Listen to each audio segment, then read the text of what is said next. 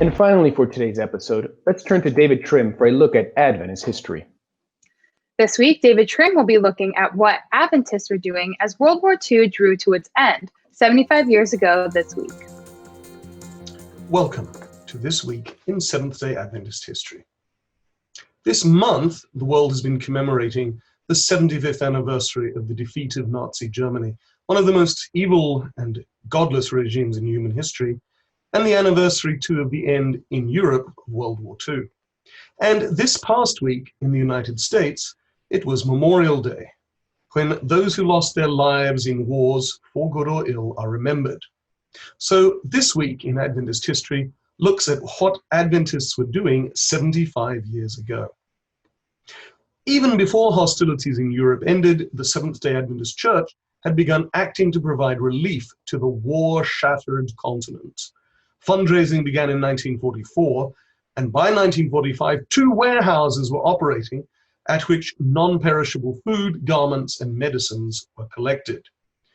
This photograph shows some of the staff in one of those warehouses getting ready to ship 118 tons of relief supplies to Europe, a process they commenced this week 75 years ago. While the war in Europe was over, many Adventist men and women too were still in uniform. The church was then still largely a North American church, and many young Adventist men had been conscripted. As a result, sometimes numbers of them ended up serving in places where the local church was small and the increase in numbers was welcome. One such place was Iceland, where this week 75 years ago, Ola J. Olson, the mission superintendent, wrote to GC leaders how it had been a mutual joy to have the brave young Adventists in uniform from America. And he added, "There is scarcely a Sabbath when we do not have a Sabbath school class in English, and some of them are beginning to make a small start in Icelandic too. We often hold an English meeting on Sabbath afternoons, and because many Icelanders understand English, some of them are attending these services."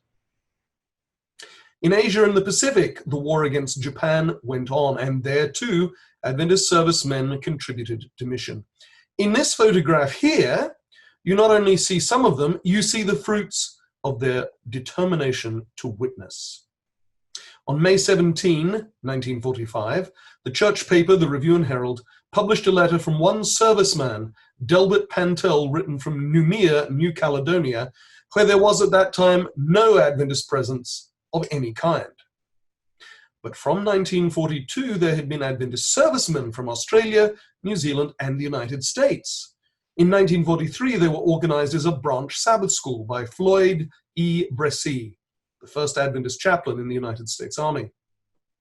By 1945, Bresee had been transferred back to the US, but the 13 Adventist soldiers and sailors in New Caledonia, of whom Delbert was one, continued to meet, with Delbert as their Sabbath school superintendent.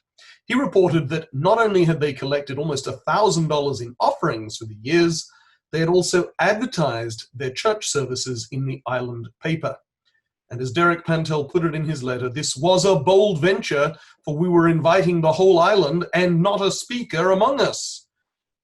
But moving in faith, he wrote, the Adventist servicemen put their hearts into preparation for preaching services following Sabbath school. And by the time he wrote, there were almost 40 servicemen and one indigenous woman attending services regularly, and that is who is in the photograph. The bold witness of a small group of laymen lacking any resources but their Bibles is a tremendous example of total member involvement.